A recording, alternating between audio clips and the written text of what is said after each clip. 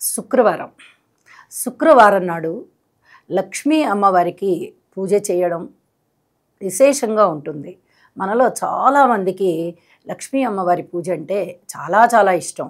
అంటే లక్ష్మి అనంగానే సౌభాగ్య వృద్ధి జరుగుతుంది, ఐశ్వర్యాన్ని ఇస్తుంది, అలాగే ఆయుష్ని ఇస్తుంది, అలాగే సంతానాన్ని ఇస్తుంది, అలాగే అభివృద్ధిని ఇస్తుంది, అన్నిటినీ ఇస్తుంది. కాబట్టి అమ్మ యొక్క పూజ మనము ప్రతినిత్యము చేసుకుంటూ ఉంటాము. శుక్రవారం నాడు మరీ విశేషంగా చేసుకుంటాము.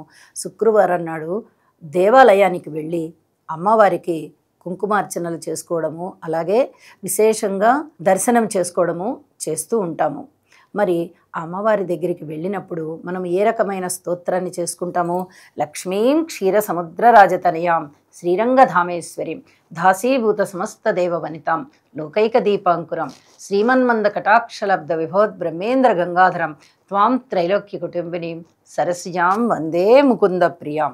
ఈ రకమైనటువంటి స్తోత్రంతో అమ్మవారిని దర్శించుకుంటూ, స్మరించుకుంటూ, పూజించుకుంటూ ఉన్నట్లయితే చాలా అద్భుతమైనటువంటి ఐశ్వర్య సిద్ధి కలుగుతుంది, మనశ్శాంతి కలుగుతుంది అని చెప్పి తెలియచేస్తూ ఉన్నాను.